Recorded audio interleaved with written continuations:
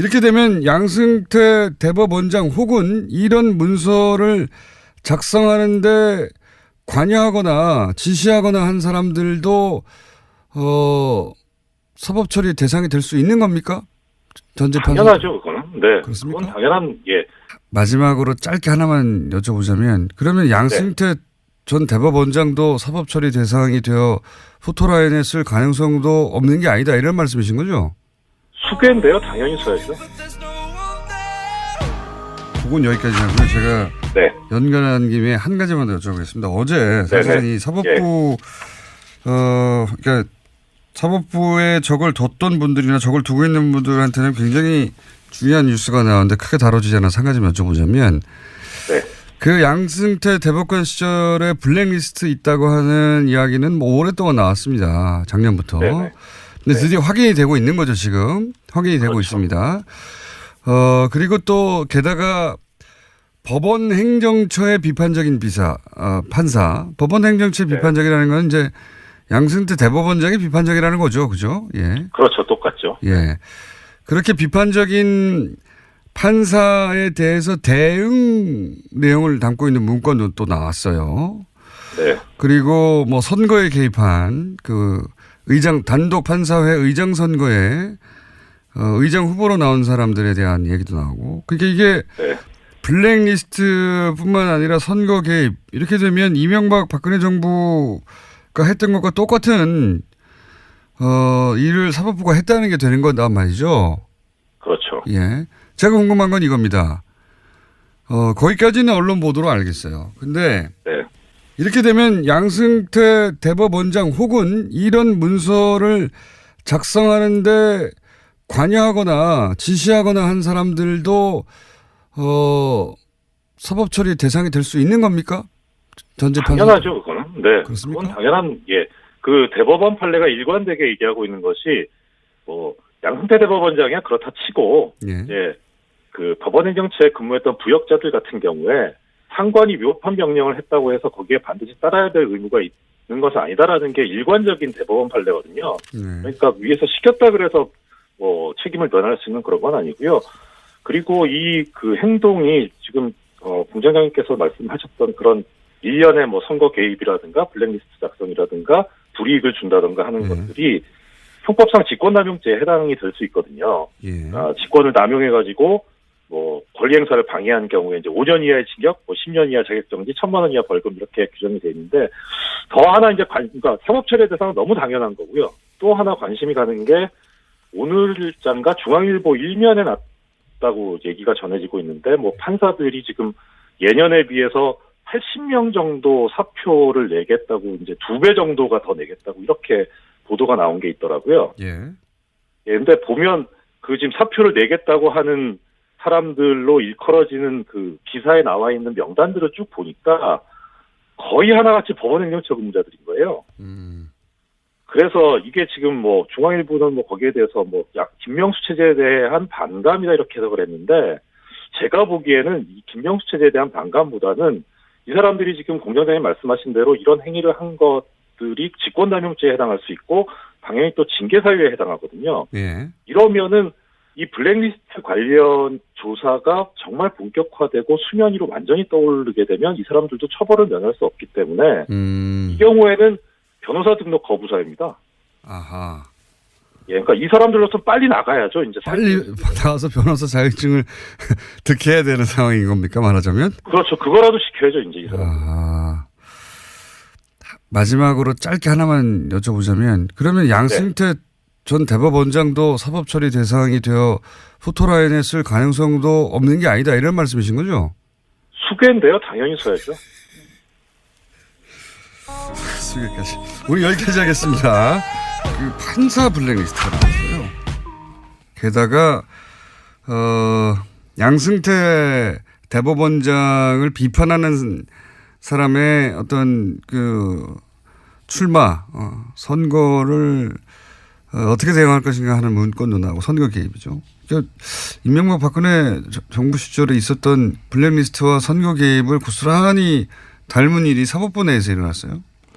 이게 서울중앙지법의 단독 판사회의라는 이 기구가 있고요. 예. 단독 판사들의 회의체입니다. 예. 여기 의장을 선거를 하게 돼 있는데 그동안은 쭉 이제 단독 후보가 나와서 그냥 선출이 됐어요. 예. 근데 2014년부터는 경선을 하기 시작했는데 2016년 경선 때 이 사고가 터진 겁니다. 예.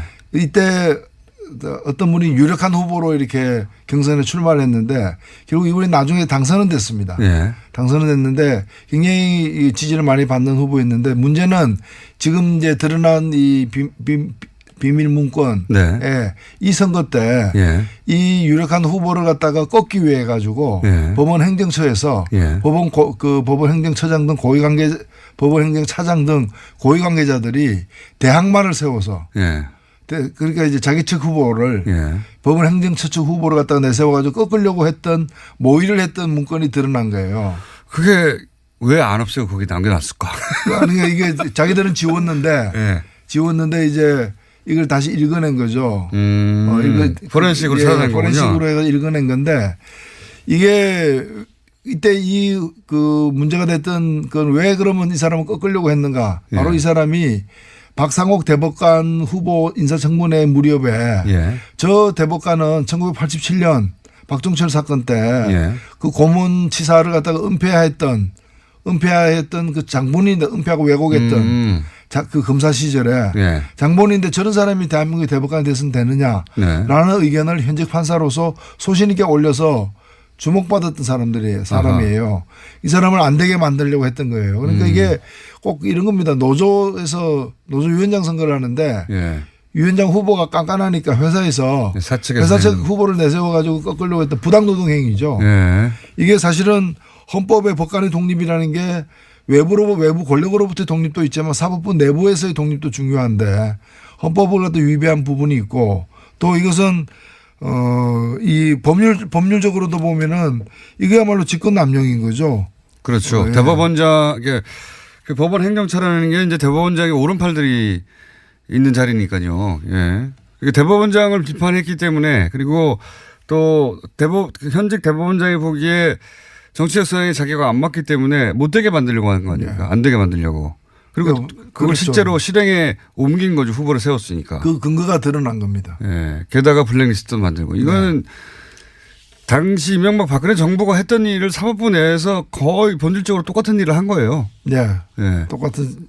그래서 이것은 이대로 덮고 넘어갈 수 없는 문제다. 맞습니다. 이건 수사 대상이 돼야 된다고 봅니다. 그러면 이게 사상 최초로 전직 대법원장이 그죠? 예. 예. 대법원장이 지금 포토라인에 쓰는 거 아니야? 이런 얘기까지 나오고 있어요. 어떻게 보십니까?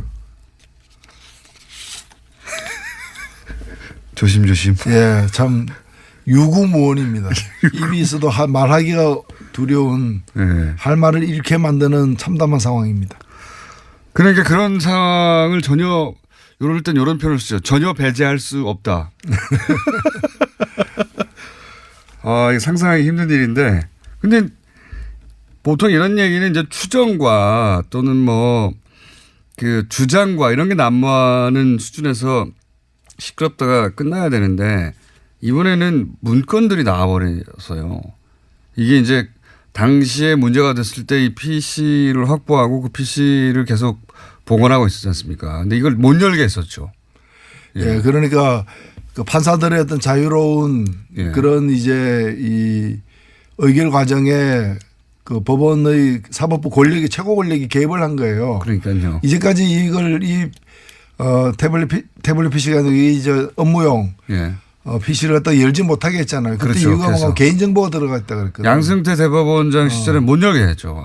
개인의 사생활이 들어가 있을 수 있기 때문에 열면 안 된다. 프라이버시 침해다고 했는데 그럼 이러한 부당한 개입이 대법원장의 사생활이었냐. 요거를 막으려고 했던 거죠, 사실. 그렇죠. 이게 문서가 드러날까 봐. 근데 드러나 버렸네요. 이거는 정치권이 뭐 국정원이나 혹은 뭐 공무원사에 개입한 거는 차원이 다른 거라 그런 불법 행위를 판단하고 또 죄를 묻고 하는 사법부가 스스로 이런 일을 했기 때문에 훨씬 더 충격이 큰 거죠. 판사 사회 내부에서 그냥 넘어갈 수 있겠는가. 법의 최후의 보루인데 거기서 이렇게 했으니까요. 이거 그냥 넘어갈 수 없을 것 같은데요. 그렇습니다. 네. 보건소가 전염병에 감염된 거죠. 보건소가 전염병에 그럴 때는 보건소 가면 안 됩니다. 보건소가 전염병 감염된 게 아니라 보건소에서 전염병을 막 만들어내고 있었던 겁니다. 네. 그냥. 그러니까 보건소가 움직이면 그게 퍼지게 되는 거죠. 네, 그런 상황입니다. 이거 이제 그 보도가 그렇게 많이 되고 있지는 않은데 내용적으로 보면 굉장히 우리 사회에 큰 파장을 미칠 사건입니다. 예. 정치인들은 감옥에 갔다가도 다시 나와서 또 국회의원 되기도 하잖아요. 예.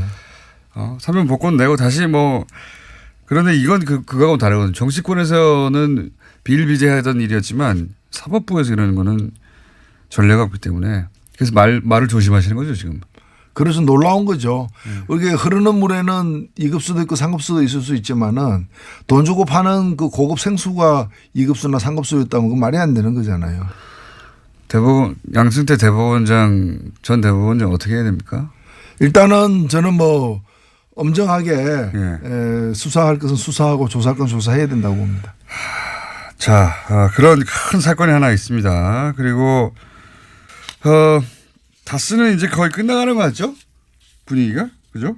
근데 마지막까지 계속해서 양파 껍질 벗기듯이 변명을 하면서 그 어떤 정황이 나와도 그래서 그거 하긴 내가 했다.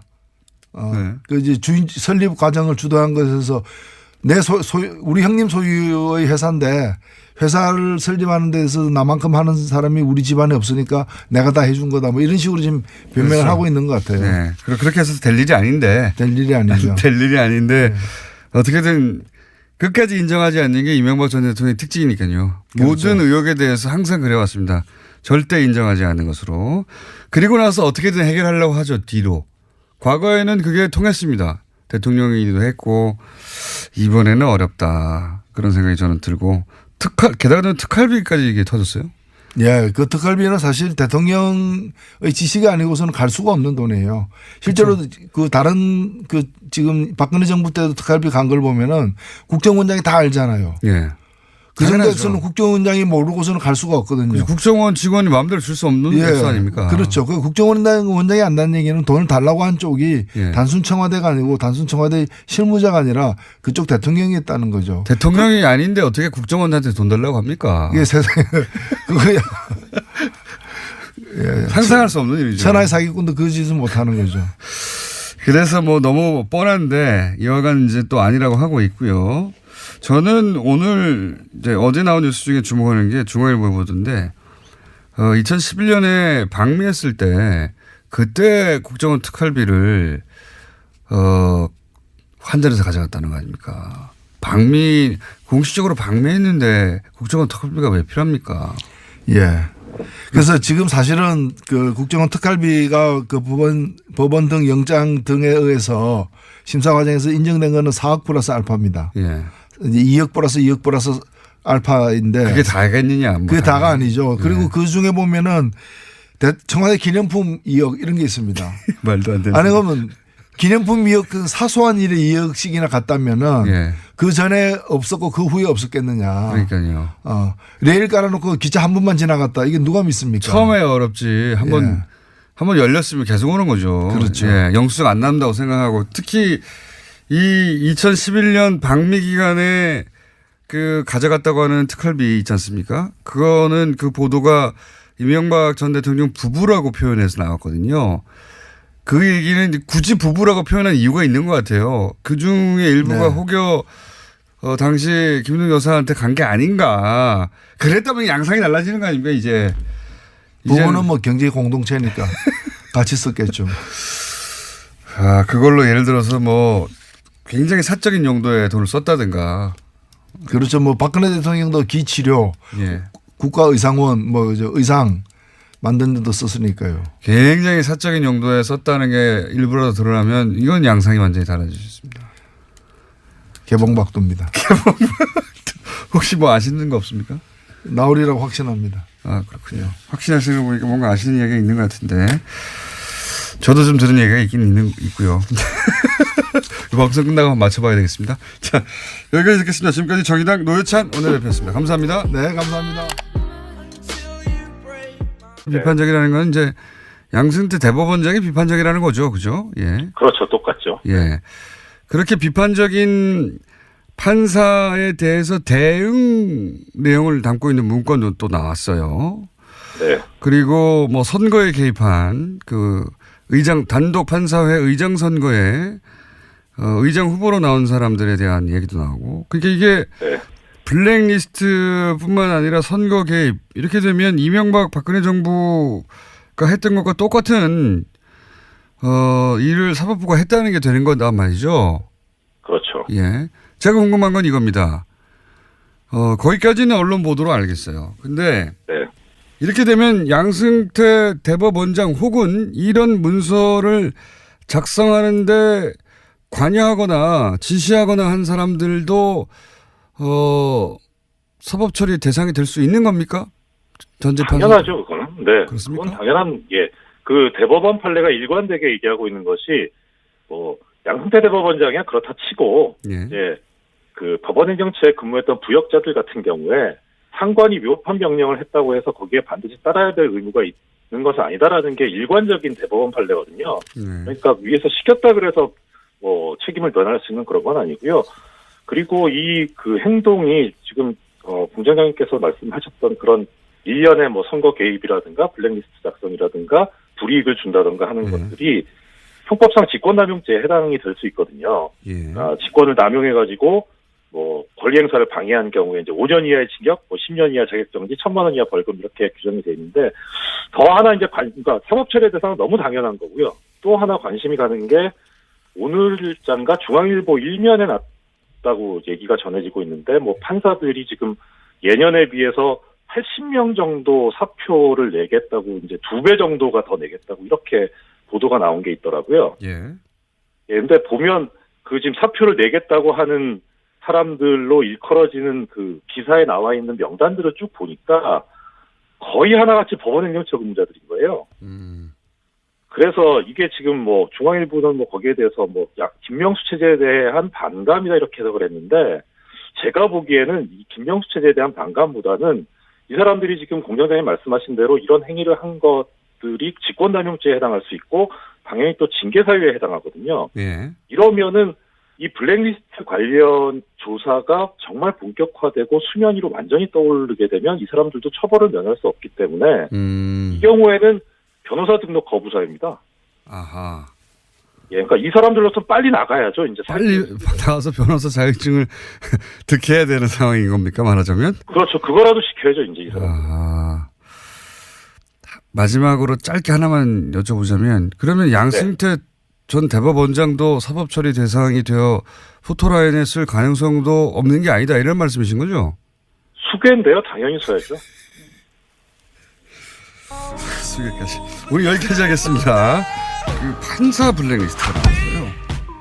게다가 양승태 대법원장을 비판하는 사람의 어떤 그 출마 선거를 어떻게 대응할 것인가 하는 문건도 나오고 선거 개입이죠. 그러니까 이명박 박근혜 정부 시절에 있었던 블랙리스트와 선거 개입을 고스란히 닮은 일이 사법부 내에서 일어났어요. 예, 이게 서울중앙지법의 단독 판사회의라는 이 기구가 있고요. 예. 단독 판사들의 회의체입니다. 예. 여기에 의장을 선거를 하게 돼 있는데 그동안은 쭉 이제 단독 후보가 나와서 그냥 선출이 됐어요. 예. 근데 2014년부터는 경선을 하기 시작했는데 2016년 경선 때 이 사고가 터진 겁니다. 예. 이때 어떤 분이 유력한 후보로 이렇게 경선에 출마를 했는데 결국 이분이 나중에 당선은 됐습니다. 예. 당선은 됐는데 굉장히 지지를 많이 받는 후보였는데 문제는 지금 이제 드러난 이 비밀 문건에 네. 이 선거 때 이 예. 유력한 후보를 갖다가 꺾기 위해 가지고 예. 법원 행정처에서 예. 법원 행정처장 등 고위관계 법원 행정 이렇게 되면 양승태 대법원장 혹은 이런 문서를 작성하는데 관여하거나 지시하거나 한 사람들도 사법 처리 대상이 될 수 있는 겁니까? 전 재판 당연하죠, 그거는. 네. 그렇습니까? 그건 당연한, 예. 마지막으로 짧게 하나만 여쭤보자면 그러면 양승태 전 대법원장도 사법 처리 대상이 되어 포토라인에 쓸 가능성도 없는 게 아니다 이런 말씀이신 거죠? 수괴인데요. 당연히 써야죠. 그건 여기까지 하고요. 제가 네. 연관한 김에 한 가지만 더 여쭤보겠습니다. 어제 사실은 이 사법부 그러니까 사법부에 적을 뒀던 분들이나 적을 두고 있는 분들한테는 굉장히 중요한 뉴스가 나왔는데 크게 다뤄지지 않아서 한 가지만 여쭤보자면 네. 그 양승태 대법관 시절에 블랙리스트 있다고 하는 이야기는 뭐 오랫동안 나왔습니다. 작년부터. 네네. 근데 드디어 확인이 되고 있는 거죠, 지금. 확인이 되고 그렇죠. 있습니다. 그리고 또 게다가 법원 행정처의 비판적인 판사, 법원 행정처